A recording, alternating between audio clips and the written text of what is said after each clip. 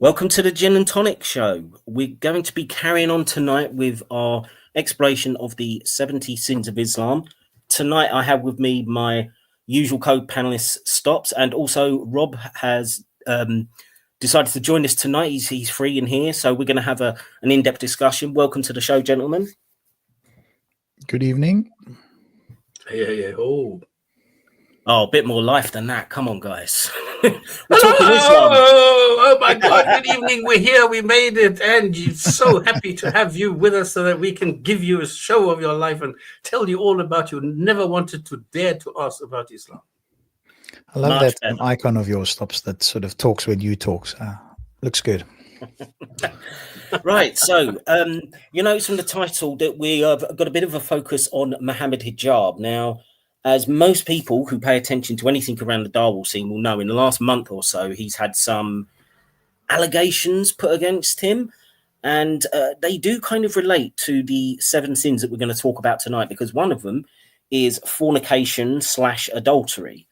Now, if the rumors are true about Mohammed Hijab, he may have committed one of these sins. So I think it's worth talking about just briefly anyway. So the basic story is, for anyone who's not caught up, is that a young woman said that, how best to describe it, Mohammed Hijab had basically approached her to become like a second wife. But during the course of this, it seemed, at least from her perspective, that he was basically just looking to use her for sex.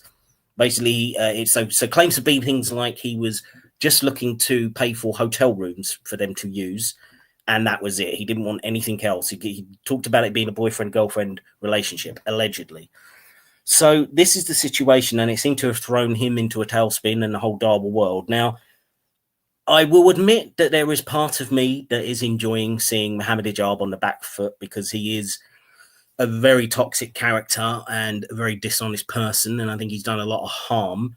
And for him to actually, I don't know, receive a little bit of karma, for lack of a better term, I can't say I'm not slightly enjoying it. But there is a larger issue here, and why I'm bringing it up tonight is because one of the big claims that Islam makes, and particularly these Dawa clowns that promote it, is that it's the perfect system of morality. They'll say, yes, okay, human beings are fallible, etc., but the system is just so watertight, it's so locked down that you can't fail with it. It's just the best system to live by. Now, if the allegations are true, what's been said about Mohammed Hijab, you could argue, or at least one version of him, you could argue technically he's done nothing wrong Islamically. Yet clearly this woman has, again, if it's true, clearly this woman has suffered and essentially been used, and it just happens that there seems to be these loopholes in Islamic jurisprudence, law, etc., that allows Muslim men to do this. So I would argue that it's a big kind of point against Islam, the fact that this perfect system of morality can be abused so much, essentially. And I just, and also it just shows another thing about Mohammed Hijab, how much influence and power he's actually got in the Muslim community. And I'll give one thing in particular, which I'd never heard of before.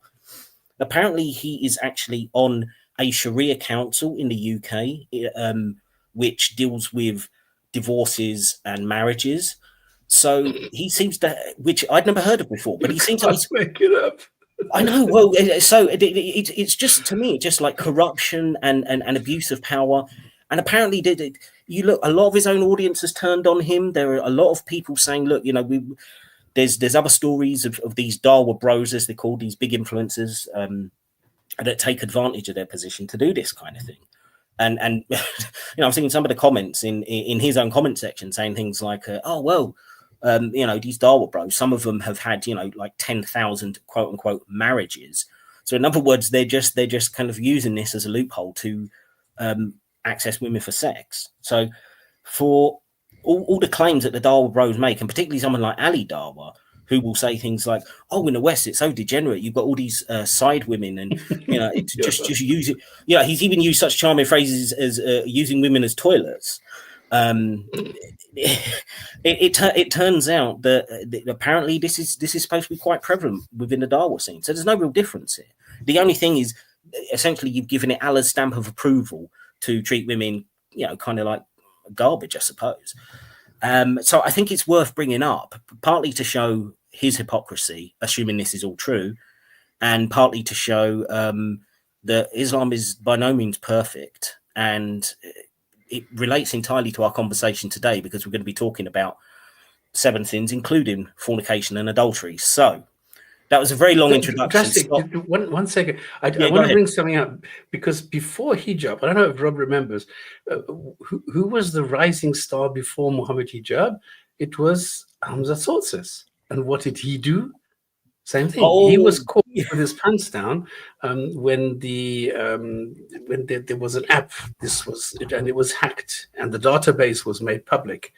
And for some odd reason, Hamza Sources appeared as one of the clients in this app, who was soliciting company when he was on a tour of Australia. Yeah, no, I remember. This was about 10 years ago, wasn't it? And, yeah. This was when he was at the height of his popularity. That's right. Yeah, and so you're absolutely right. And then but how did he pass it off? And when I remember, he just said something like, "Oh, well, I'm allowed to look for a second wife." And I think he sort of like after he denied it first, then when he couldn't deny it, he used that as an excuse. But yeah, you're absolutely right. Give him a chance. I think we were very fair, because we sat together, and it was 2:00 in the morning or something. And we said, okay, should we make a video and really make a big woo-ha about this? And then we said, no, look, we're better than this. He fucked up. He made a mistake, and exactly. I actually imagine everybody can do that, and it happens to the best of us that we have a weak moment, and I don't think that we should exploit a personal flaw when it comes, because it doesn't really affect the message of Islam as such. You're a hypocrite, sure, but this is you personally not realizing that you are actually going against Islam, and that you are committing a major sin according to Islam, according to the fiqh. And this is the jurisprudence, the sunnah, and the everything that is Sharia. And this is, at the end of the day, yet they're human beings.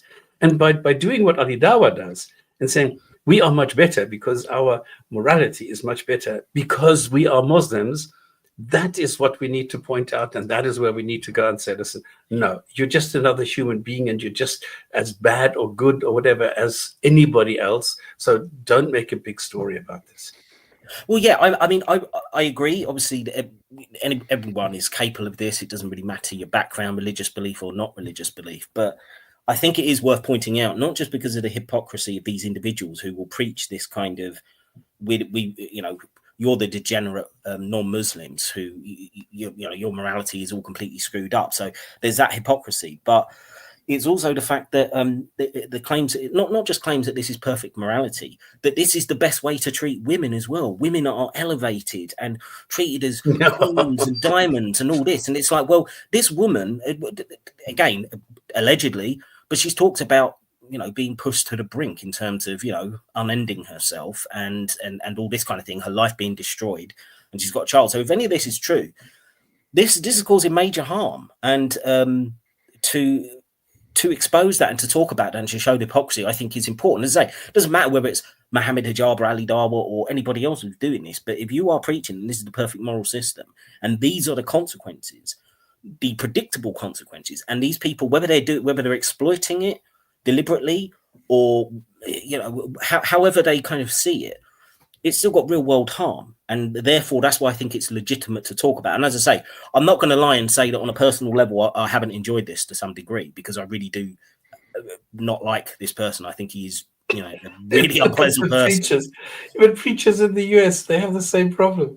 They're always saying against homosexuality, and then they go and they rent a call boy, Well, yeah, I mean, you often get that, don't you? Yeah, so those who kind of preach the biggest amount of homophobia or end up being kind of in the closet themselves a lot of the time. So yeah, it's just, I'd rather people just be honest, but I think correct. That is the point. Exactly.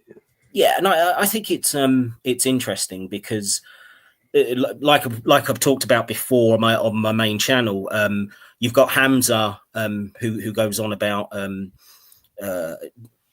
having a perfect moral system, and yet even some of his own subscribers actually dubbed his channel Hamza's Gambling Den rather than Hamza's Den because of this constant grifting and then begging for money and then using it to have holidays and stuff like that. So it's like Hamza's Gambling Den now with your money. And it's the same with Mohammed Hijab. I think he should rename his channel to Mohammed's Harem, basically, or, you know, assuming this stuff is true, because, yeah, I just think it's, well, yeah, I think it's worth talking about for that reason anyway. I don't want to dwell on this too much longer. So, yeah, I mean, unless anyone's got any more thoughts, I'll kind of move on to the next item and then we can. Yeah, it just undermines their credibility. Absolutely. You know, talking about this sort of thing, and yet behind the scenes, they're more immoral than atheists or some Christians, at least. Yeah. No, do as I say, not as I do. Yeah, they should be shunned in their community, of course, as well, because they're not living the so-called life that they tell everybody else about. And, you know, but then the excuse is always, well, you know, I'm just a faulty human. That's an easy excuse that anybody can use. And the religious people use that quite happily when it suits them as well. Well, to be fair, he has received quite a bit of blowback to the point where he didn't put a video on his channel for a month. And then he produced some weird AI video on another channel unrelated to his own, but it was basically for him to try and excuse what he'd done. And then the last video I saw on Mohammed Hijab's channel, he put it as like, I think he titled it as something like Fighting Back Against the Lies. And then it was just him reciting a chapter of the Quran, singing it. And that was it. So, and now as another distraction tactic, apparently he's saying he's been banned in India because the Modi government is after him personally because he's such a big threat to India or something. So, just like before this all broke, he was claiming that Elon Musk was after him as well and was trying to destroy him. It's just always deflection. I think Elon Musk doesn't even know who he is, man. I know, but he's got delusions of grandeur. He thinks he's. Yeah. I mean, he's known. To be fair, he's known pretty well when he is popular and influential within. Certainly the online Muslim world and probably further afield, but outside of that, no, Elon Musk doesn't know who he is. The you know, Indian politicians are unlikely to know who he is, and yeah, but again, it's not just ego; it's also, you see this a lot, don't you? When someone's being accused of something, they'll throw anything at the wall just to try and distract from what's going on, from the allegations. So, yeah, another one of my videos got banned in Pakistan. Yeah, well, from what I remember, Moose said that I think the Gin and Tonic Show channel got banned in Pakistan. Oh, okay. Because he was doing quite a lot of content critical of Pakistan. I can't. I'd have to double check that with Moose, but I'm sure he said that at one point that the channel would be banned there. So. And we've only got a couple of thousand subscribers here. So, I mean, it's not that difficult to get banned from another country anyway. So he's acting like this is a massive act of persecution against him personally or something, as he always does. And doing his defiant, I'm the champ, I'll take you down video. I mean, it really is childish. But anyways, it's Mohammed Hijab, and that is the world of Darwin morality. So, yeah, it's good fun. But I think we can move on from that. Before we get into the main thrust of the conversation, there is one other news item. We are going to do another live show at 8 p.m. UK time tomorrow night. We've got a guest on who's going to be doing a presentation on the situation in India and Pakistan, since I don't know, it feels like potentially on the brink of nuclear war over there, over this Kashmir terrorist attack. So we've got somebody who's very knowledgeable about the situation. He's going to do a presentation. So, Stops, I think you're going to come along as well, aren't you? If you can do 3 live streams in a row. And yeah, we're going to have a chat about that. Yeah, so we'll have a chat about that tomorrow night. So a different topic. We'll take a break from the major sins, and we'll be doing that tomorrow night. So you're getting a absolutely Dulux service this weekend from the Gin and Tonic Show. Right. So with that news item over, I wanted to do a Hadith of the week again, because I'm trying to pick ones that are connected to the major sins that we're talking about. Now, I wanted to put this up on the screen, but the QuranX.com, which I normally use, is on the blink. So I'm just going to read this for you. It's a relatively short one. This is Sahih Muslim, Book 17, Hadith 4221. It says, Abu Huraira reported that Allah's Messenger was asked about the slave woman who committed adultery and was not protected, i.e. married. He said, if she commits adultery, then flog her. And if she commits adultery again, then flog her again. And then sell her, even for a rope. Ibn Shihab said, I do not know whether he said this, his statement pertaining to the sale of the slave woman, at the third or the fourth time. Ibn Shihab said that the word dafir, used in the text, means rope. So that's a wonderful hadith there, basically talking about the punishment for adultery, which is one of the sins we're going to look at tonight. But what I love about this hadith is the fact that Ibn Shihab is less moved by the fact that a woman's just been, flogged severely for this crime, this slave that is always treated so well in Islam. He's more concerned about the word used for meaning rope. Like that's really important in this hadith. So I just find this another wonderful example of Islamic literature. Fantastic stuff. And I hope I'm not duplicating ones that you used to do, Stops, because I know you did thousands of these hadiths before, didn't you, when you were reading? Not this one, no. Is this new? Oh, good. What do you think of that one? Another classic there from the hadith literature? Yeah, I don't really know what they mean by rope. Does rope mean literally in exchange for, or does it mean the extended version of the thought of the consequence of a piece of rope? Well, no, I think what they're saying is that if she commits adultery twice, it says then flog her and then sell her even for a rope. So it's like, even if you can, she's so worthless now that because she's committed adultery a couple of times that you may as well sell her even for a piece of rope would be more valuable than her because she's committed. That's how I read it. Is it meant as like literally just something useless or worthless, or does it mean a piece of rope in order to either flog her hard or actually hang her? I don't know. That is another interpretation you could make. I'm not exactly sure. Like so much of the hadith literature, it is just random kind of context. Exactly. That's what, yeah. You can interpret it half a dozen ways, but none of them seem to be good to me. Yeah, I just thought it's nice to dive in there occasionally and see some of the crazy. So, well, remember, hadiths are just the fairy tales. Okay, what I find fascinating is if you ask somebody, okay, what about these Sahih hadiths, and everybody says, yeah, but Sahih Bukhari, Sahih Muslim, they should be actually part of the Quran itself, of primary literature. But then if you go and they say, well, where is this? What is the earliest copy, or what is the earliest hadith collection that you have? And it's only 400 or 500 years old. So when exactly was it made? Was it that late? I thought there was some hadiths from the 9th or 10th century. Got that wrong? Well, yeah, you have it. This is the same thing as with the Quran. You have texts that come from the 4th, 5th, 6th century. But the whole thing was compiled in the 8th and 9th. And the same thing goes for the hadith. You get individual sayings, which are attributed later on to Muhammad. In other words, they're backdated. But we don't know for sure when they were actually collected, put together, collated, or whatever you want to call it. Because the book of Bukhari itself is just a couple of 100 years old. It's not like 1,200 like is always propagated. So you need to take care, because it says, well, Ibn Hisham wrote it and he took Ibn Ishaq's, but Ibn Ishaq does not exist. It's not extant. The same goes for Hisham, not extant. So all we have is a translation by Guillaume, and then what Guillaume says. Well, I did not really get my hands on Bukhari. This was only found later. And he created the biography based on something completely different, not on the hadiths that were found at a later stage. So there's a lot of uncertainty about the dating of the individual manuscripts.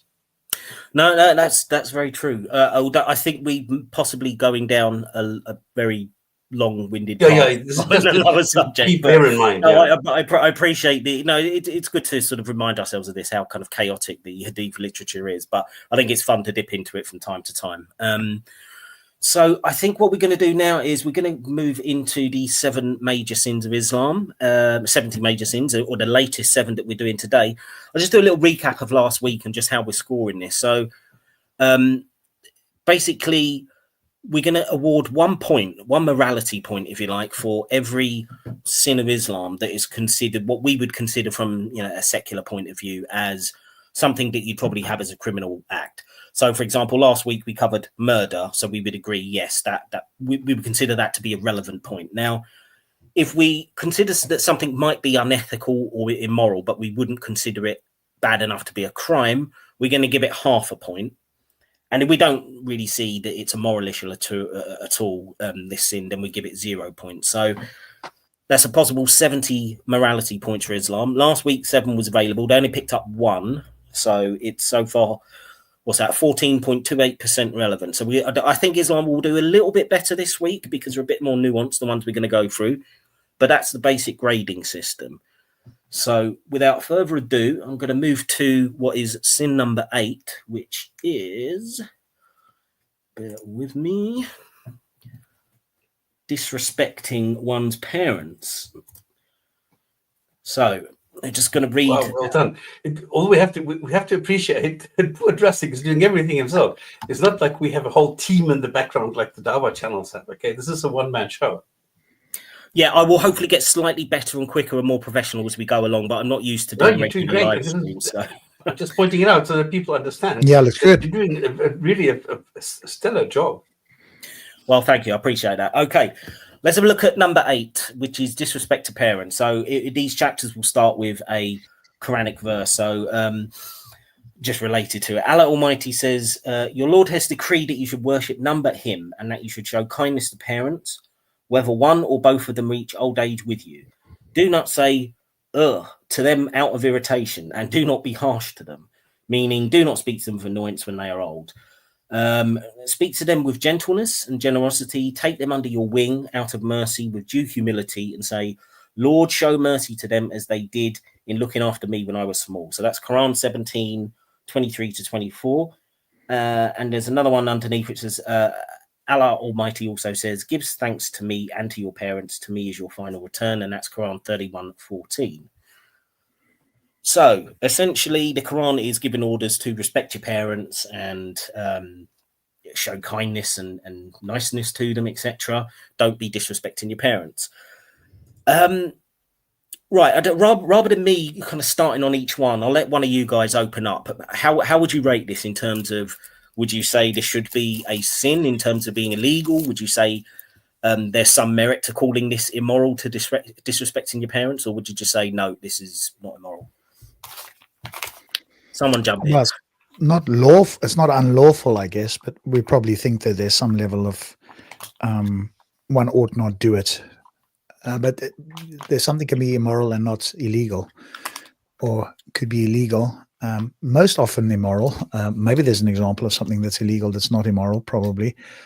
But yeah, I don't know. So the grading there is either 0.5 or 1. Is that right? Yeah, I know it's a bit crude because I suppose, and if necessary, maybe we can add an additional one in here because perhaps we should have one that's 0.25, which would be sometimes, sometimes it's immoral, perhaps, or potentially it's immoral. Maybe I should have made a 4th category. I don't know, but yeah, essentially, one point is to say yes, this is relevant because this sin would be reasonably considered a crime.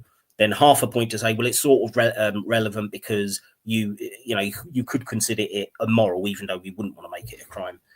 So it's 1 point or half a point or 0 if we just completely ignoring it. So, so what do you think, Rob? You think maybe to award that half a point then because you could consider it immoral? Yeah, I mean, also, of course, we're presumably this is not a universal claim of all parents, because some parents are going to be such bad parents that it probably is moral to be disrespectful of them if they abuse children or whatever the case may be. And again, I think this is where the Quran obviously falls short. It doesn't take all of the different scenarios into account, or at least not in this particular part, as far as I can tell. So, but yes, I think if you have good parents, then probably disrespecting them, we'd probably think that that's not a good thing. So, yeah, possibly 0.5. I don't know. What do you, Stops and Drastic, think? Well, I think in general, I think it's a good point. I think there's some merit in having some sort of respect towards your parents. And I'm going to disregard the Quran sentence which tells you to do the opposite, because that's an obvious mistake. So I think the social aspect. 6151, hey? I've memorized Yeah, it. 6151, correct. The overall strength of Islam, in my eyes, is the social aspect, because it gives you, this whole ability to look after one another, to give alms to the poor, and to look after the others. So it gives you the opportunity and possibility to do that. The onus is on you whether you're going to do it or not, but the incentive is there. And this is what I see here, that you should have a basic level of respect. Of course, there are parents who abuse their kids, and they should not have, or they don't deserve any level of respect. But I think in general, parents are kind towards their kids, and they try and get the best out of them. So I think in general, I would give it the half a point, because it makes a lot of sense morally and interpersonally from a social aspect. Even though how are you supposed to do that? You can't say, except for the 0.2% of the parents that don't or something. So yeah, I'm gonna agree with both of you, because my immediate thing was, I would give it half a point, but then as Rob has pointed out, and you've echoed, Stops, there are going to be times with parents that are abusive to their children or treating them badly, etc., and they don't really deserve any respect. But yeah, you would hope that would be the minority. Then again, the other point that I was thinking was that it depends what you're considering, because, okay, is it immoral? First of all, are you talking about when they're a child or when they've become adults, or both? Oh, because he was child. Is it just as a child? I think maybe I'll have to look back at it. But well, again, it's all down to interpretation. But I think there's because you could say, well, you've got a moral duty to be looking after your parents, say, in their old age. But then a lot of the time we have care homes and stuff like that. So would you be considered immoral putting your parent in a care home if you're not able to take care of them? I think there is actually more grey areas in this than just, say, parents abusing their children. But having said that, since we're trying to simplify it, I think push come to shove, I would say in general, I would say I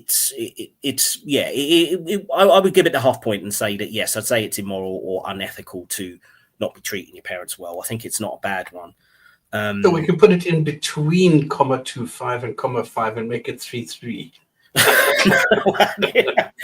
You see, this is the thing. I probably should have talked this out with you before we started all this, because I had it in my head. No, you can't think of everything. Come on. Well, I had it in my head that this was just going to be a nice, simple grading system, and it would facilitate the conversation without it getting too kind of finicky. But then that was really naive of me, because, as we all know, morality is quite complicated. So, but I think just for the sake of our sanity, I think, I would say I'd award it half a point. And are you guys sticking with that? Yeah, that sounds good. I'll go along with it too. Yeah. Oh, and this is another reason why I wanted three of us tonight, because I thought there's a possibility that we might not get majority. So I'll go for a 2-for-1 majority if we can't agree on it. But yes. All right. So that's half a point. They're doing pretty well, Islam, this week, especially compared to last week. So we're going to move on to number 9, which is shunning your relatives. So if I just do that. Yes, there we are, shunning relatives. See, I'm much quicker now, not having to skip through this long PDF. So, Allah Almighty says, have taqwa, I think that's pronounced, of Allah, in whose name you make demands on one another and also in respect of your kin. So that's Quran 4:1, and they've put their meaning, beware of cutting off ties with relatives. Another part of Quran says, it is not likely that if you did turn away, is it not likely that if you did turn away, you would cause corruption in the earth and sever your ties of kinship? Such are the people Allah has cursed, making them deaf and blinding their eyes. So that's Quran 47:22-23. So clearly cursing you if you sever your ties with your kin. So what do we think of this one, fellas? Shunning relatives. I'd imagine we wouldn't think it's a crime, but do we think it's immoral or not? Who wants to jump Probably in? not as much as a family or parents, but probably to some degree. You don't have an in-between number there. But again, some relatives probably are worth shunning. And I don't know what if there's some sort of, empirical evidence about, how many people think that their relatives are not good people, in which case you probably don't want to have a relationship with them. But I suspect there's probably the majority of relatives, that's speculative, I guess, are better, in which case you probably want to have some sort of relationship. I don't know about 0.5. That seems a bit high, but well, yeah. See, this is. I was going to jump in. Oh, sorry. You go ahead. Stops. Go ahead, mate. No. You go. Yeah, I was just going to say the same thing. I was saying, like, it's probably better to have relations with family. I think it's a social good. I think it's good for your own mental health, probably, to have those kind of family bonds, assuming that they're not kind of abusive relationships and that kind of thing, which we're going to assume will be the standard, that you've got a good relationship. So from that sense, I would say it's good. But would I say it's immoral to not have it? I think that's pushing it a bit. It's a bit like last week when we had the not paying zakat. Now, you could argue that giving money to charity is moral, but I have a problem with saying that it's immoral not giving money to charity. I don't think it's necessarily a moral duty to give to a charity, because there's other ways you can benefit society, etc. So just like last week where we agreed we wouldn't award a point for that, I'm thinking the same line of reasoning here. Yes, I think it's probably good to have those relationships with relatives, but actually shunning them, I don't think that necessarily makes you a bad person or an immoral. You're doing something unethical. Surely you've got your freedom of association, for example. Am I forced to be friends with my uncle or my auntie who, live across in another country or something? Do I have to make like 3 phone calls a year to be considered a person? I don't know. It just seems a bit. What do you think, Stops? Yeah, I'm also a bit torn.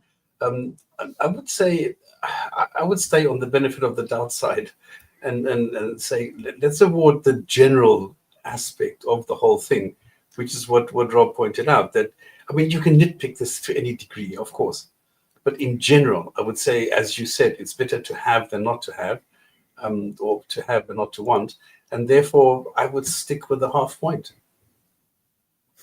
Yeah, I'm okay with that. See, this is the thing. I think I'm leaning towards the 0 points, just because, again, it's not about, for me, because bear in mind, what we're saying is this immoral? We're not saying is the opposite moral, because those two things are not necessarily going to be. You can have an act that's moral where it's not doing it doesn't have to be considered immoral. It depends on the circumstance. Obviously, it's situational ethics, but I'm actually really leaning towards 0 for this. But but I did just say we're going to do majority rule, so I think I think you two have. If it's I mean, if you had a 0.25, I'd probably go for that. But that. But if it's family, I really should have put different. That. I mean, should we? I don't know. Should we implement? If we're going to implement a new category, better do it now before we're like halfway through doing all these. Should we have a 0.25 category, or is this just going to create more trouble than it's worth? I'm not sure. No, I don't think so.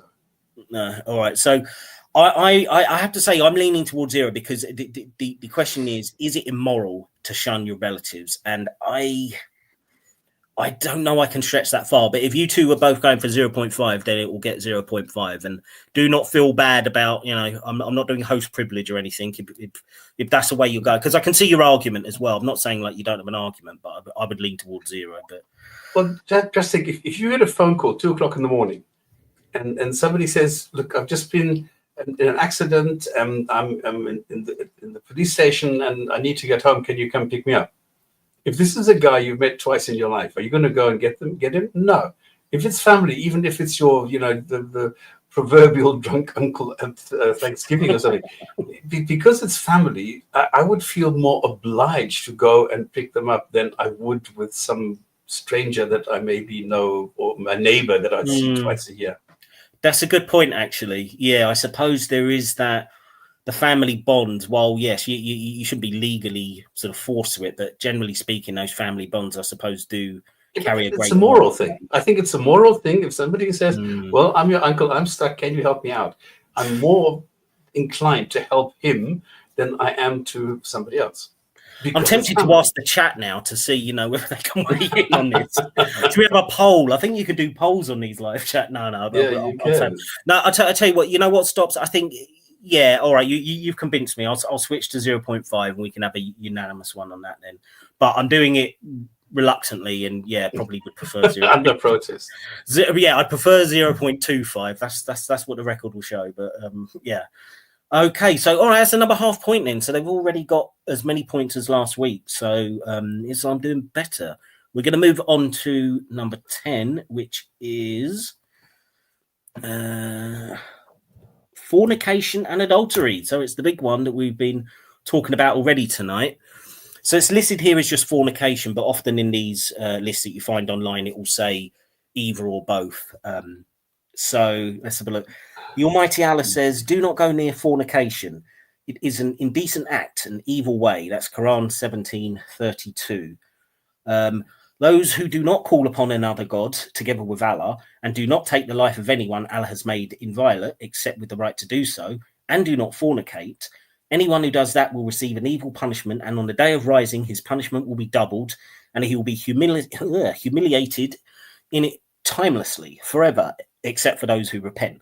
That's Quran 25:67-70. I thought I'd read that longer one just because I always like to highlight the fact that the Quran is constantly talking about burning people and hellfire and the punishment and everything. So, but essentially we're talking the same thing here. It's a evil thing to fornicate. Now, in the Islamic context, that is going to mean essentially sex outside of marriage or with your slaves, or if you have Mohammed Hijab and you happen to know a nice hotel. But I think it's well.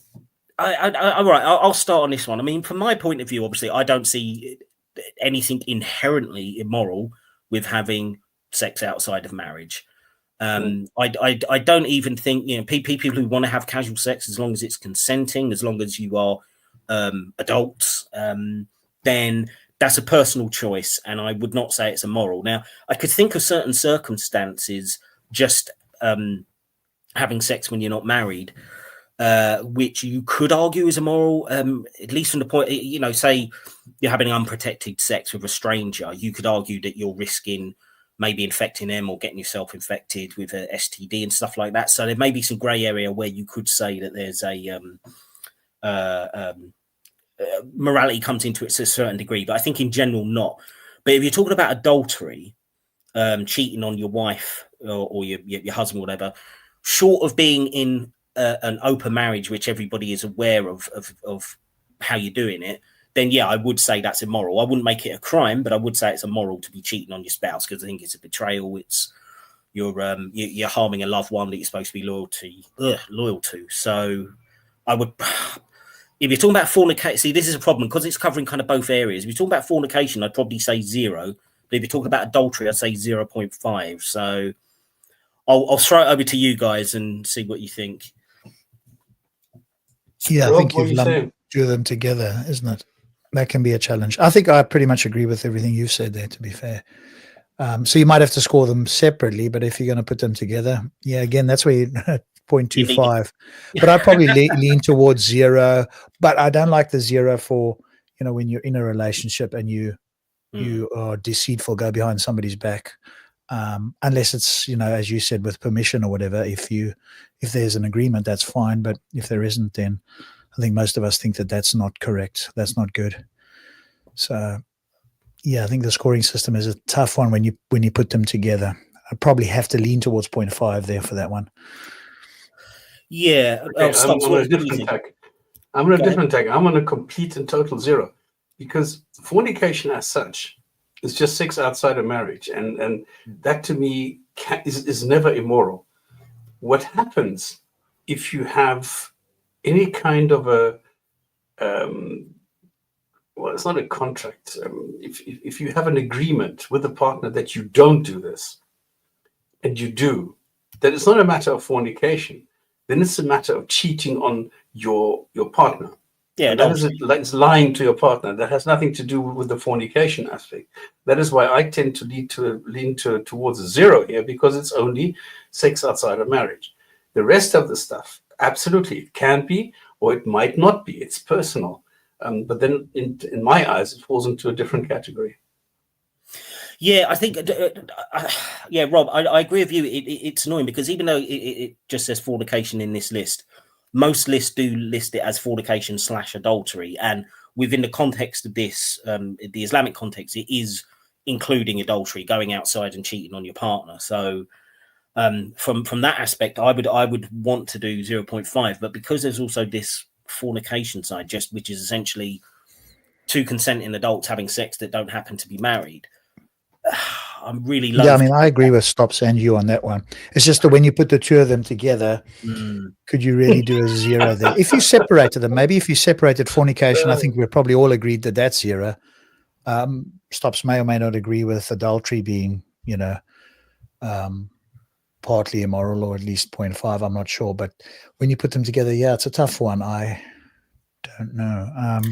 I think I'm going to go for 0.5 myself, just because I think adultery, I do think, is immoral. If you're going to go and lie and cheat on your partner and have sex outside of marriage when it's not an open marriage, which you've agreed to, then I think that is an immoral act. And because it is part of the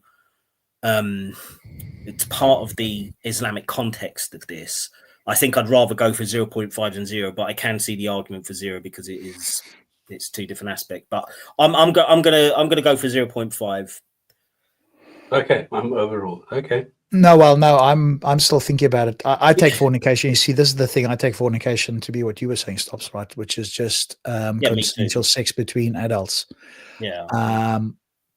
But then, when you are in a committed relationship, ideally married, then, yeah, it's not seen as fornication there, is it? So, see, I told you this would be more complicated this week. Yeah, I think it's like you say, it's because it's between the two of them. So if we take the strict idea as we understand fornication, then I'm going to definitely go with 0 on that one.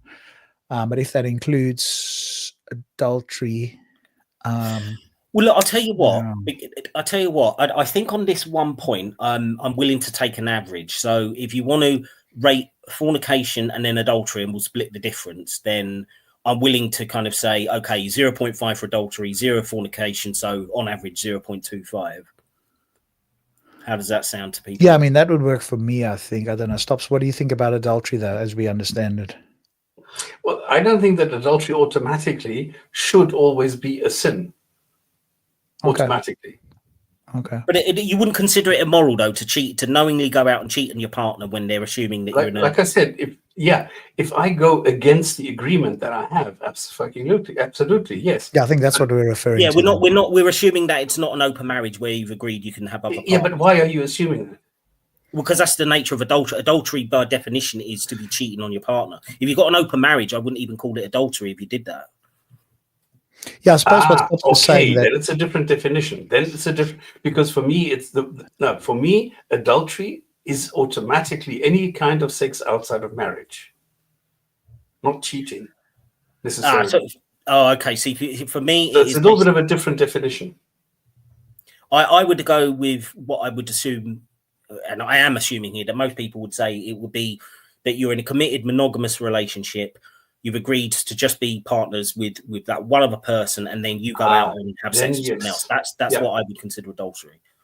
Then yes.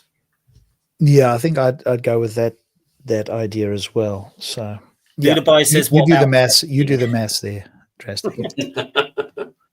Dude, I'm not sure about sexting. That's just another layer of complication. No, so I'm going to respectfully say, bugger off. We're not answering that. Okay, so yeah, all right. So we'll go for 0 for fornication, 0.5 for adultery. So that's going to give us a 0.25 for number 10. I'll have to remember this when I'm updating the points. So they've earned a quarter, so that's not bad. That's 1 1/4. It's already better than last week. So we did. Yeah, I mean, Islam's doing better. I've got to give it its due. So we're going to move on to number 11, which I think is a lot more simple. I imagine we'll probably agree on this. Sodomy. Right. In his noble book, Allah Almighty recounts to us a story of the people of Lot in a number of places. One incident is the words of the Almighty. When our command came, we turned their cities upside down and laid down on them stones of hard-baked clay, piled on top of one another in layers, each one earmarked by your Lord. They are never far from the unbelievers.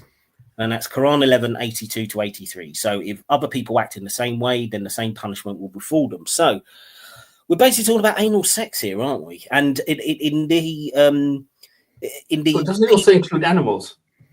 Well, in the PDF, I'm not sure because I was scanning through it because they give some extra context of whoever compiled this PDF has thought about, and basically they've said that in Islamic context it applies not just for men but also having anal sex with women, and it quotes the part about entering the you should enter your wife as you would enter the field, and they interpret that as saying, well, you can enter anyway, from the back or from the front, but it has to be in the same place.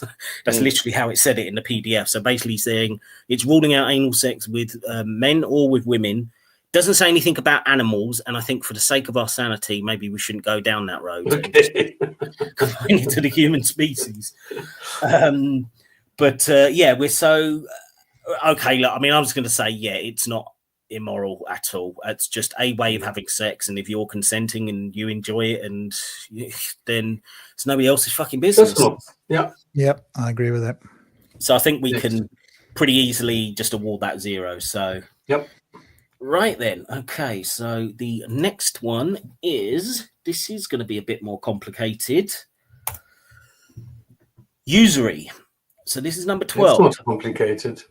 Well, we'll see. Allah Almighty says, "O you who believe, do not consume usury multiplied and then remultiplied. Fear Allah so that perhaps you may be successful." And that's Quran 3, 130. Now, all right. Well, you don't think it's complicated, Stop. So why don't you start? What do you think?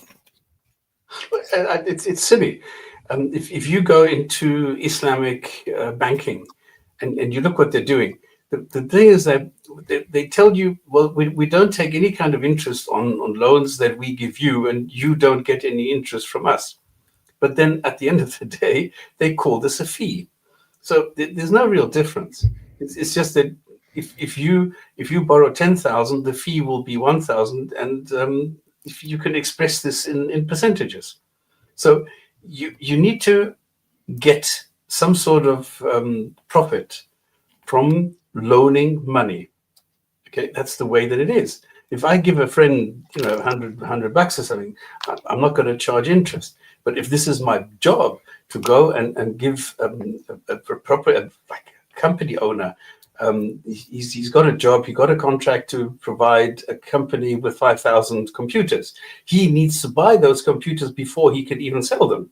So he needs the money to buy the materials so that he can go process them and then sell them. So he needs a loan. So there's a necessity in business to get a loan, and then instead of saying, okay, I'm going to give you 50,000 bucks and you pay me 10,000 fee, you grade this according to a percentage. So it's just a matter of vocabulary here. Right. Well, I would say in response to that, the reason why I thought it was more complicated is essentially we are almost going into economics and touching on things like capitalism and things like this, and whether you think it's a moral system, economically speaking. I'd first want to distinguish between. I agree with what you were saying. First of all, there Stops about how in reality, usury ends up being done in Islam anyway. When you look at the banking system, they just kind of do it a slightly different way, but. I want to distinguish between the reality of that and kind of the intention of what this is supposed to be, which is essentially not charging interest. So we just look at it in its purest form. Is it more? I don't think I could award it 1 point, but I can see an argument for saying that charging interest is essentially making money out of somebody else's work. Basically, you're kind of living off something that you haven't produced, essentially, because you're going to get back money more than you loaned. And I think there is an argument to say, is there something immoral about that? Now, I'm not necessarily saying that I agree with it, but I can see the argument for it. So I'm not 100% sure on this one. What do you think, Rob? I think there's cases to be made where it's useful to do that. You're providing a service. There'll be some rare cases where probably, with friends, family, or if it was somebody that was really destitute, you might not do that. But I just think it's a service that you're offering, and I don't think that it's immoral to add something to it. So I would give that 0 if I had to choose between the two. Let me add something very quickly, because the Islamic system is actually immoral, because what happens, for example, if you want to buy a house, you go to the bank and they give you, I don't know, 100,000. You go and buy the house with that 100,000, but because there is no interest, you don't own the house. The bank owns the house. So you can't put it up as a collateral. There's no way that you can put a mortgage on this or anything, because it's owned by the bank. Now, if you go and you skip one payment, the bank takes everything back and you lost it. Whereas if you have interest, you have clear contracts, you have clear repayments, you have all sorts of things, and the house belongs to you. So you can always put a deposit on this, a mortgage on this, so that you can finance other things. So the way that the Islamic way is structured is actually immoral, because the bank gives you the money, you buy the house, but the bank owns it. Mm.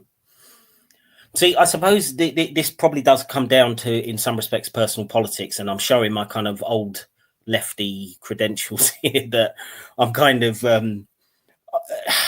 yeah. I mean, I can see sort of some of the potential flaws and immorality from my perspective that comes out of a kind of capitalist framework, and maybe usury, I think, is possibly one of those things, but I realize that's not going to persuade you to. I think you've already decided it's zero. So. But Justin, there's one thing I need to make clear as well, because I find the Islamic capitalist system much more realistic than the Anglo-American system that we have, because the Anglo-American system allows you to speculate on money without any kind of tangible product being involved. And yeah, I suppose there's levels negative. Yeah, I suppose there's levels of it, isn't it? Because I mean, I can say, okay, I can see problems with the capitalist system, but I'm not sort of saying, oh, I've got any problem with somebody who goes out and earns a living and makes money because they started a business. I haven't really got a problem with that kind of thing. I think if you put in the hard work and stuff. So I'm not doing some kind of socialist rant here or anything. But it's just that the Islamic system is, there needs to be a tangible product associated with the money, and this I find is realistic, because you always you have money and an object, and those two are tied to one another. And that's good. That's the way that I like business to be done, that you can actually have a product and then everything goes around the product, and not just, wild speculation that you are actually betting that a specific market indicator is going to, go up or down or something, and you're betting on that and putting money on that. And that I find despicable. I suppose from my point of view as well, it's also in from my personal life, in kind of the work I've done over my life. I've worked with people who get scammed by these payday loan companies that charge, 250% interest when they lent you 50 quid. Or yeah, that's where the government should step in and have it at a lower rate, and you can't charge that sort of rate. It's unlawful to do that. I think that's unlawful. Yeah. Yeah. I suppose. Anyway, but as far as this goes here, who cares? I think this is just a labeling issue. You know what? I tell you what, right? For the records, because I still think there's enough there for me to award it half a point, but because I got you two here giving it 0, we'll give it 0, but I'll sort of do it under marginal protest, I suppose. just for the record, just so I suppose this will be a longer conversation, maybe, but I'm happy to let majority rule and put that one down as a 0, but yeah, with some reservations. Okay, right. So we're moving on to the next one, which is consuming the property of orphans and wronging them. Oh. So Allah Almighty says, people who consume the property of orphans wrongfully consume nothing in their bellies but fire. They will roast in a searing blaze. That's Quran 4:10. Quran 6:152 is, and that you not go near the property of orphans before they reach maturity, except in a good way. That's probably makes it a little weirder, actually. I think the first verse was better and clearer. So so I suppose that's basically sort of saying stealing or manipulating or exploiting the finances to enrich yourself at the expense of orphans in particular. I mean, to me, this is like a narrow version of stealing, I suppose, theft. And I think in the Islamic context, the orphan side of things is because Muhammad had a thing about orphans and stuff and being nice to them, which is actually one of the better parts of Islam, I will say. And even though it's like a narrowed down version of theft, I would agree with this one. I would say, I would say this is 1 point. I'd say this is a criminal act because you're stealing, essentially, aren't you? No contest here. You happy with that, Rob? Yep, that's good. Right. So that's another point. So Islam is doing all right this week. So we're going to move on to our final one, which is lying about Allah Almighty and His Messenger. Always finish with the comedy. So Allah Almighty says, on the day of rising, you will see those who lied against Allah with their faces blackened. And that's Quran 39:60. That's racist. So, stops. You this made you laugh, so you go ahead. What do you think about this one? Oh, come on. I mean, okay, number one, we need to start off with the definition, all right? What is lying? Lying is saying something that you know is not true, that is not correct, in order to fool or defraud somebody. Now, if I say something about Cinderella or Snow White or something, it doesn't really matter. Or Harry Potter, if I say Harry Potter had a long nose, who cares? I mean, I can say anything I want about a god or his messenger because none of them existed. So what is the point about lying about a fairy tale figure? This is like the same if I say Moses, I don't know, he had an ugly mouth or bad teeth, and Jesus didn't have any hair. So what? Come on, what is this? You can't lie about this. Because this is so funny. Right, so stops. You're clearly saying you think this should be a criminal offence then, and you agree with Islam. Yeah? You should have your tongue cut out or something. Come on, we got to have a laugh. The whole lying thing, I mostly agree with Stops' definition. I wouldn't add on the last, but I think it's, saying something you know to be untrue. Because there are times where you lie for a good reason, right? We all know that, Nazis at the door, you've got the Jews hiding in the basement or whatever, that sort of thing. So I think it's not always wrong to lie. There's obviously times where it is. Interesting enough, I remember listening to the audiobook at some point. Sam Harris did a short sort of book, maybe more of a pamphlet type thing and the title was Lying. And he made the case you should never lie. I don't agree with that. I don't remember everything about the book itself, but I don't think that you would always be wrong to lie. In fact, I think you would be right to lie. You'd be wrong not to lie on certain occasions, like, the Nazis and others. So, but lying about either one of two things, either something that doesn't exist. So if it's simply about lying, then I'm going to say not always wrong. So, again, I don't know about 0.5, maybe a 0.5. If it was simply on the word lying, but lying about Allah, that's probably a good thing. That's like, because I think it's like having, something bad. People believe something bad. The greater good is to have them stop believing bad things, or that turn out to be bad things overall. And so I would probably say there lying is a good thing, in which case there I'd give it 0 for that reason, either because Allah doesn't exist, or if it was, it would be a very unpleasant character. And I always use my example, Kim Jong-un. And I've done this with a number of theists, Muslim and Christian, and nobody's been able to do this. So you guys might have your own version of it. But whenever we have that sort of a discussion, it devolves into this sort of thing, not exactly this, but similar to this.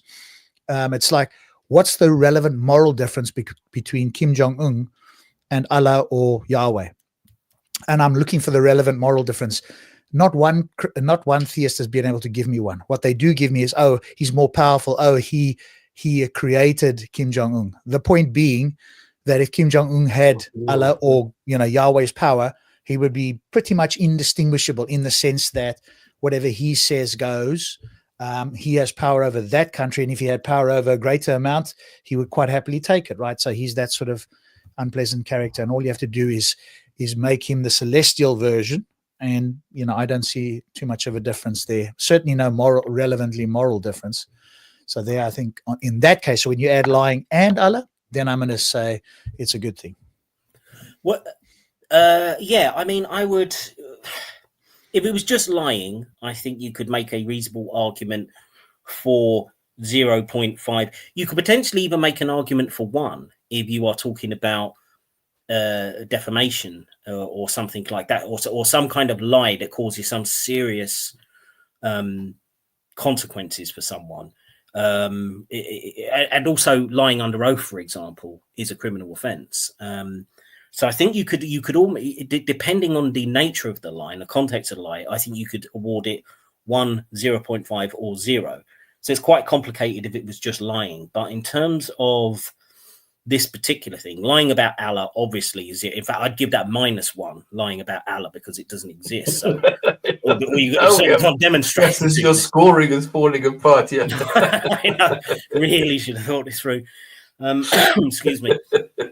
In terms of lying about Muhammad, again, even if you go with the consensus and say yes, he probably did exist, you're talking about an individual who is passed away. So therefore, you could argue maybe it's immoral if you're defaming his character after he died. You certainly wouldn't say it's illegal, but I would say no. I mean, you can say whatever you want about people who passed away, and who are you going to harm 1,400 years after that person? It's not like he's got any relatives around who are going to have their hurt feelings about it or anything. So I think, and particularly the context which this is meant as well, in the Islamic context, this is considered gravely disrespectful, extra sinful, because Allah is obviously God and his messenger is basically the greatest man who has ever lived. So there should be not even criticism, really, let alone so-called lying about him. And I don't share any of that kind of clutching pearls because, as I say, I don't believe Allah exists and his prophet was just a guy and not. Yeah, but hang on, Plastic, I'm just thinking, if you say Muhammad was a good guy, then you're lying about him. Because he wasn't. There's also that, isn't there? There's a lot of subjectivity. It depends on it depends on what facet and what perspective you're taking. Absolutely. So it's fraught with danger when you're talking about a person, let alone a person who died 1,400 years ago. And even though I would say yes, he probably existed, we know absolutely nothing about him. It's all just tradition. There's almost no primary source material. So even if we accept he exists, almost absolutely. But what got me thinking is what you said: the greatest man who ever lived. Excuse me. Yeah, I would say that's a lie. Well, again, it depends on how you get it. Without turning into Jordan Peterson, I suppose it depends what you mean by great. I suppose people say Stalin was a great man. He was listed as a great man on Time magazine, and I think great can also just talk about your influence, whether it's good or bad. Influential, yeah, exactly. But yeah, I not only do I give this 0, I give it a hard 0 with a push towards a negative number because I'm so firmly against it as being a sin. And so I'm assuming we've got strong agreement on this one as 0 then, yeah? Yeah, when you take everything into context, yeah. Right, okay, so what does that mean for today's total? We have got... we're done. We're done with that. I'm always tempted to do 1 or 2 more, but I did say we were only going to do well, actually, I can throw it open to you in the audience. I mean, if you'd like us to carry on and no, Tastic, you're right. No. Let's not make this wishy-washy. Let's stick to this because I think your structure is very, very good. It's a sound structure, I think. All right, we'll stick to the schedule then. So a whole year or more, however long you want to do it. So. Well, I figured if we did 7 each week, that's 10 weeks. So yeah. So, okay, well, look, in summary, I'll count out the points for this week, which is Islam got 2.25 morality points out of 7 this week. So that's much better than last week, which got 1. So we're talking 3.25 out of 14. So just under 25% of the total points it's managed to accrue. So it's just under 25% relevant in terms of today's morality, going by the first 14 sins. Not great. And I think... what I do for next week, I'll put some kind of graph or something which we can look at each time and see how well or how badly Islam is doing. But an improvement, but still a lot of nonsense in there. I mean, it's 3 of them got 0s. Only 1 of them we would actually consider a crime, which would be our equivalent of actually agreeing it's kind of a sin, and that's the consuming the property of orphans. So it's still well short of what I think is relevant in morality today, but it did do a bit better. So Hey, little round of applause for Islam doing slightly better this week. But a very muted one, like. Yeah. Well, Yeah, in I think the fact, main I mean, thing is I gave it one clap away from my mic, so you couldn't even hear it. So that's how impressed I am. But you know, it does show that some of them are a bit more complicated, and so therefore I thought it would be interesting to go through. And I think this week has kind of shown that you can argue some of them with a bit more nuance, to use that overused word. Yeah, so I think that's it. We are running at an hour and 5, so it's been another very efficient show today. Gentlemen, do you want to give any last thoughts on this?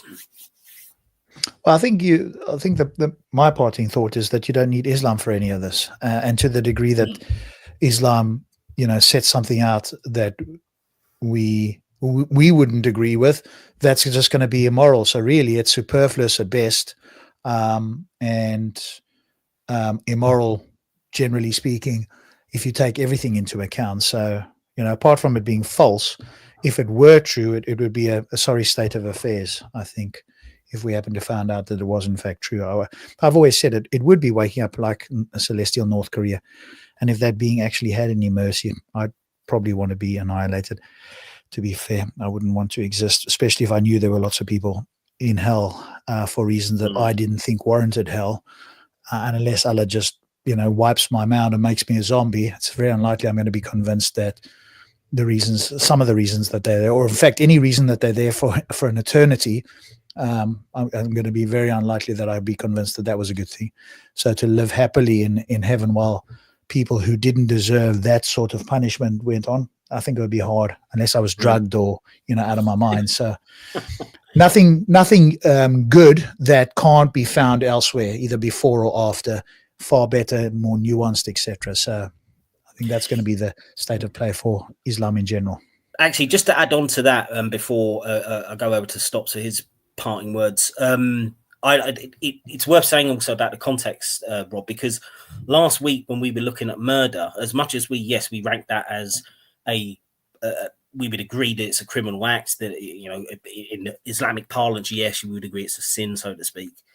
When you look at the context of this and a lot of these Islamic sins, it actually makes it a bit more complicated. Like I think I said at one point last week, Stops, that I was tempted to almost knock off half a point for the murder one, because it's not how we would consider it. For example, there's different punishments if you kill a Muslim compared to if you kill a non-Muslim.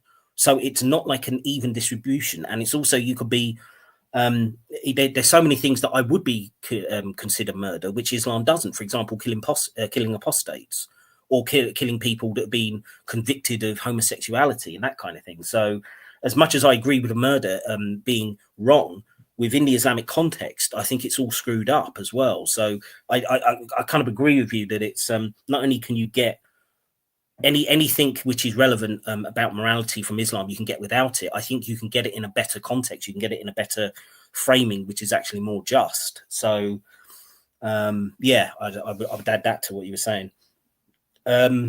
Stops. Last words. No, Rob said it very, very consistent. It's very difficult for me because for me, this is so sick. For me, this is so terrible what Islam teaches people. For me, if I see how women are being treated, and just to imagine that there's a God that is putting together human beings, and or let's say a specific human being, and this specific human being has only been created to be a slave, especially if you're a female slave in Islam. That's terrible. I remember when Rob and I, we were going through the Quran, we came across chapter 4, sentence 24. We were so disgusted. We had to put down and we had to take a break for half a year, because it is so disgusting to think that there's a God who is going to create a woman who has a life, and she wants to have a family, she has a husband, and then she's being sold to a guy, and the owner then says, well, I think you're pretty, we need to have sex. And she says, yeah, but hang on, I've got a husband, I've got everything. And he says, no, not according to me.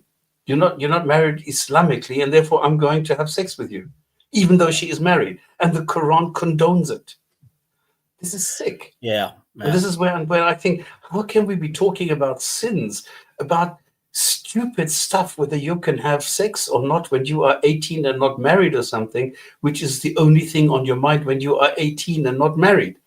That is, it's so terrible. It's, I don't know. Yeah. Yeah, I agree. With what you're saying, Spirit. It's it's so many of these. As I say, I just think when you look at the Islamic context, even if you might overall agree that some of this stuff is immoral or should be illegal, the Islamic context it's just very different from, I think, how we would look at it in the modern world, and I think and it's different in a negative way. Often, and it's all fabricated, but people believe it. We have like 800 million people who believe this. Oh, I thought it was 2 billion now, isn't it? Come on. I can never remember the count. The trainers left long ago. Right. If that's it, well, I'll remind everyone we will be back tomorrow. So we'll be back in less than 24 hours. So even though it's only a short show, we will be back at 8:00 tomorrow evening, UK time. I'll be here. Stops, you should be here as well. Rob, I don't know about you, whether you've got other things going on. I won't make it tomorrow. But just as a next time I come on, whenever that might be, remind me, because I think I've got a criticism of Islam that I've now called the repugnant problem of the Islamic test. So you guys know the idea, right? So the test is supposed to be the idea of, is a response to why there's a disparity in the world, why there's evils, why certain people's lives seem, unfair compared to others. And the idea there is, well, the people who go through the greatest hardship, greatest resistance, greatest effort, whatever the case is, not of their own making, in which they thrust into, well, they get a greater reward in heaven. So I won't do it now because we are finishing, but something to, as a remembering, because I think that's deeply flawed when you look into it. And when I've run this problem against people on Clubhouse, they're now forced to change the idea of the test. So I consider that a victory. They now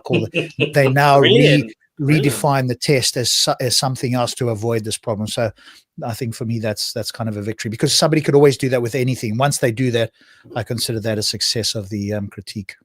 No, that's fantastic. And well, Eva, what we can do is next week we can do it before we do the next 7 sins, or we can do it to sort of round off the show. We do it either way. But yeah, that'll be interesting, because to be honest, I've been struggling to find my initial plan was to find videos to review alongside these discussions, or after the discussion, which had a relationship to one of these sins. But finding actual good videos to do is more difficult than I actually thought it was going to be. And if you've got something like that, which we can do as kind of a separate discussion, I think that will be good. And then it saves me having to find a subpar video, which probably isn't worth reviewing. So I'd definitely be. I don't know that it'll take us that long to discuss. It's really what would need to happen is, if I get a chance, or I remember, or whenever we do it, if I get a Muslim on that hasn't heard it before, then you see what happens when they go through it. They have to commit to certain presuppositions, which I think most of them do until they hear it, and then they want to, run for the hills. I've had it with 2-3 people now where I've done that, and because once they've heard it, they're like, no. Now they start to change the idea of the test. Rob, would they have to be kind of an Orthodox Muslim, or would a Quranist? Would it still work? It would be fine as long as they think that the test is a moral response, i.e., because I've read an account of it. Let's say the Muslims in the concentration camps in China, right? That's pretty horrific. And I read an account where a woman went there, etc., and managed to leave there. She wasn't there. She was put there unlawfully, and eventually they let her out, but after 2 years. And she wrote an account. So that's pretty horrific. Not as bad as the concentration camps in Nazi Germany, but pretty bad, where they try and stop them believing in Islam. They've got to pledge allegiance to China. They can't pray. If they do something wrong, then other people are punished, a bit like the Saddam Hussein type of thing, or the North Korea type thing. It's not just you who's punished, it's the people that you might care about, or others, right? So that's a tactic to, get other people to keep you in line, versus, let's say, the billionaire in Saudi Arabia.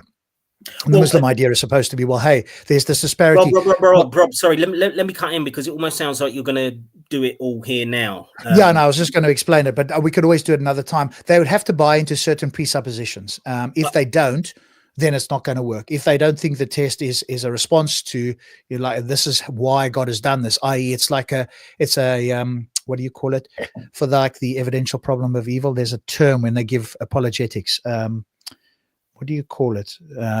It's like an apologetic, but there's a particular term that just escapes me at the moment. So people will give responses, right? The theist will give a response. Hey, this is why God allowed the evil, that sort of thing. The test is that sort of thing. This is a response for that. So they have to buy into that idea. And number two, they have to just accept that the greater the test, the greater the reward. If they accept those two things, then yes.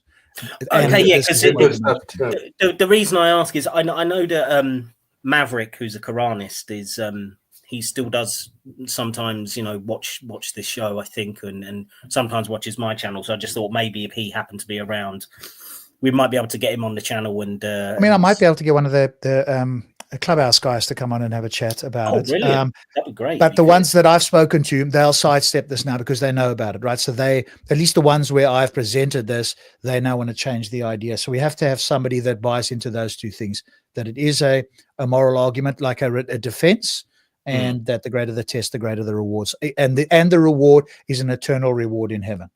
Once they accept that, then I can show there's multiple problems. It's not a logical contradiction, but that's why I call it the repugnant problem.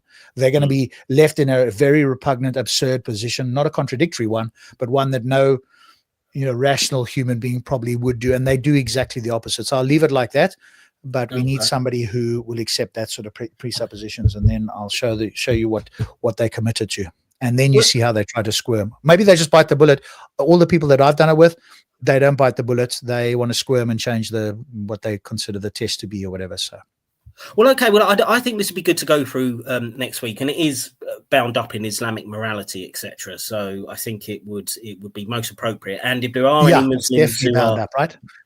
Yeah, if there are any Muslims listen to this who want to come on and sort of face Rob's challenge, then you will be more than welcome, and we could sort that out for next week. But in the meantime, I think we'll wrap it up there. Gentlemen, thank you very much. I think the one thing, because it's quite uncanny, because last week I published a video which I called The Flexibility of Islamic Determinism, because this is exactly it, where you have a test because everything is predetermined, but then you have the free will.